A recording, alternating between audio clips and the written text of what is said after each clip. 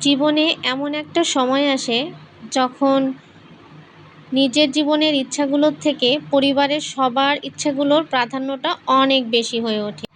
নমস্কার সবাইকে, সবাই কেমন আছেন? আশা করি সবাই ভালো আছেন। শিলাস হোমমেড ফুড থেকে সবাইকে অনেক অনেক অভিনন্দন। আর আরেকটা নতুন ভিডিও নিয়ে আপনাদের সামনে চলে আসলাম। আমার ভিডিওগুলোর বেশিরভাগই কিন্তু আমি রান্নাঘর দিয়েই শুরু করি, মানে রান্নাবান্না দিয়েই বেশিরভাগ শুরু। তো আজকে এর ব্যতিক্রম হচ্ছে না, তো রান্না দিয়ে শুরু করছি। আজকে আসলে কি রান্না করব সেগুলো দিয়েই আমার ভিডিওটা সাজিয়েছি। আমি জানি অনেক আপুরা আমার হয়তো প্রথম যেই ভিউটা ছিল সেই ভিউগুলো দেখে অনেকে কমেন্ট করবেন। তো আসলে আমি আজকে দেখতে চাই যে কোন আপুরা আমার ভিডিওটা সম্পূর্ণ দেখেছেন, আমি আরও কিছু রান্না করেছি সেগুলো তারা দেখেছেন কিনা।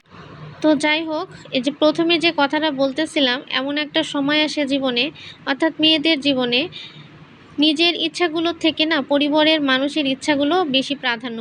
তো তার জন্যই আজকে এই রান্নাবান্নাগুলো করতেছি। আজকে আসলে আমার ছেলে বলতেছিল এগুলো খাবে, মানে আজকে শুক্রবারের দিন ছিল। তো সেইভাবেই আমি ভিডিওটা শ্যুট করে নিয়েছিলাম। তো তার পছন্দের একটু পোলাও রান্না করতেছি, সাথে আরও কিছু রান্না করব, সেগুলো ধীরে ধীরে আপনারা দেখতে পাবেন যারা আমার সাথে থাকবেন, আমার ভিডিওর সাথে থাকবেন। তো সে কথাই আবারও বলতেছি, সেটা হচ্ছে মেয়েরা কিংবা মেয়েদের জীবনে এমন একটা সময় আসে যেটা নিজের ইচ্ছাগুলো থেকে পরিবারের সবার ইচ্ছাগুলো প্রাধান্য বেশি পায় কিংবা বেশি দেয়। আর সেই ইচ্ছাগুলো পূরণ করতে পারলে আমার মনে হয় আমার মতো সব মেয়েদেরই খুব ভালো লাগে কিংবা তৃপ্তি লাগে। যখন একটা মেয়ের সন্তান হয়ে যায়, আসলে তখন সন্তানের দিকে তাকিয়ে সন্তান যা খেতে চায় তাই কিন্তু দেওয়ার জন্য মা বাবা সব সময় চেষ্টা করে।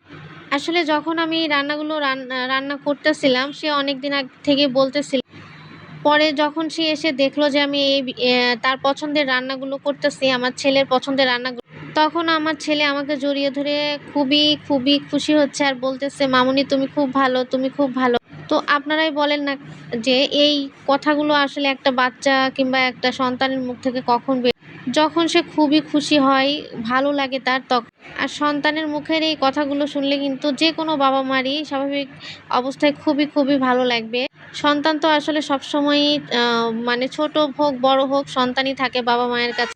তো অনেকক্ষণ ধরে এমনি কথা বলতেছিলাম, তো কথা বলতে বলতে আমি কিন্তু পোলার চালটা যেভাবে ভাজতে হয় ভেজে নিয়েছি সব কিছু দিয়ে। এখন পোলার চালটা কিন্তু আমি রাইস কুকারে দিয়ে দিয়েছি। তো এরপর আমি এই যে 4টা ডিম একটু সিদ্ধ করে নিয়েছি, এটা একটু ভুনা করে নেব। আসলে পোলাওর সাথে যদি ডিম না থাকে সেক্ষেত্রে কিন্তু খেতে বেশি মজা লাগবে না।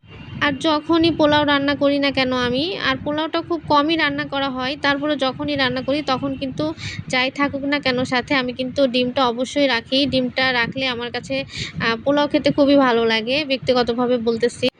আর আমার ছেলে খুবই পছন্দ করে পোলাওর সাথে ডিমটা।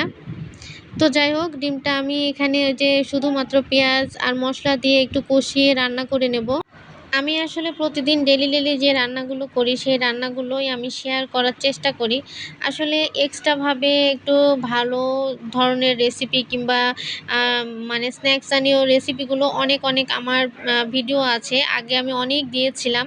তো এখন আর সময়ের সুযোগের অভাবে হয়ে ওঠে না, তাই প্রতিদিন যা রান্না করি সেইগুলো দেওয়ার চেষ্টা করি, আপনাদের সাথে শেয়ার করার চেষ্টা করি।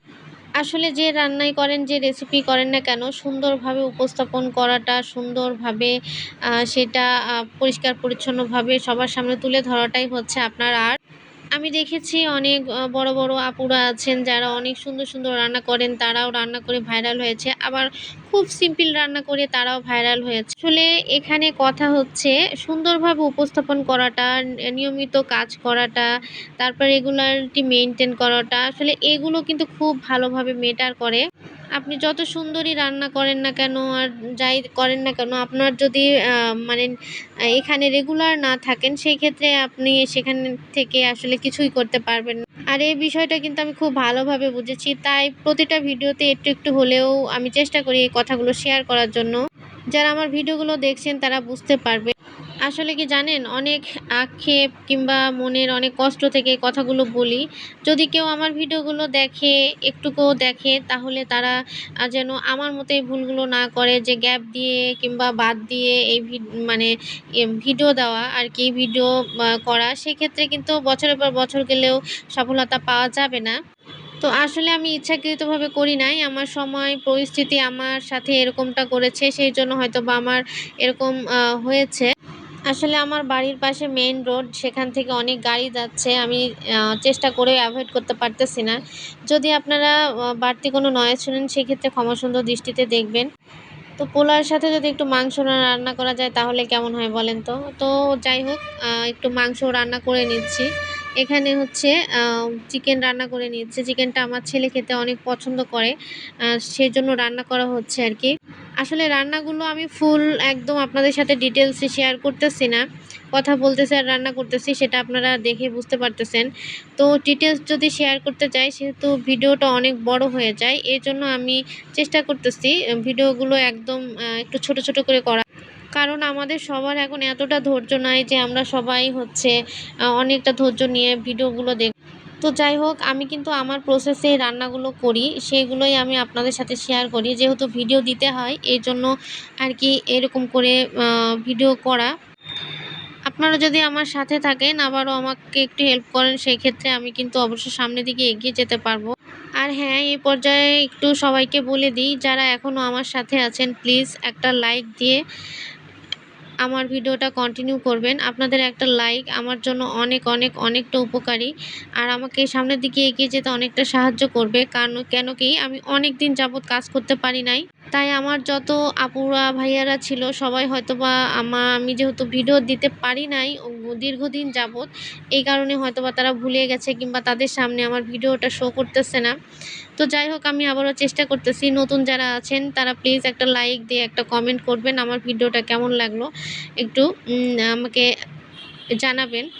তো যাই হোক, একটু সালাদের জন্য এই যে এখানে একটু শসা কেটে নিচ্ছি। শসা না থাকলে আসলে কেমন লাগে পোলাওর সাথে। এখন আসলে বাজারে খুব বেশি ভালো শসা পাওয়া যাচ্ছে না। যেমনই শসা নিয়ে আসুক না কেন, এই যে ভেতরটা কেমন যেন লাগে, আমার কাছে ভালো লাগে না। এগুলো আসলে হাইব্রিড শসা। হাইব্রিড শসা খেতে তেমনটা স্বাদ না, তারপরেও খেতে হচ্ছে। তো দেশি যে শসাগুলো হয় আমার কাছে সেই শসাগুলো খেতে বেশি মজা লাগে কিংবা ভালো লাগে। আমি জানি না কাদের কেমন লাগে। তবে এই শসাগুলো খাওয়ার জন্য খাওয়া হচ্ছে, কিন্তু স্বাদ লাগবে না। আবার ভেতরটা কেমন যেন একটু ভালো লাগে না। তো যাই হোক, এখানে এই যে মাংসের ঝোলটা হয়ে গিয়েছে। এখন মাংসের ঝোলটা আমি নামিয়ে নেব। আর তেজপাতাগুলো যেহেতু আমার এখন আর প্রয়োজন নাই, সেক্ষেত্রে আমি তেজপাতাগুলো উঠিয়ে ফেলে দিচ্ছি।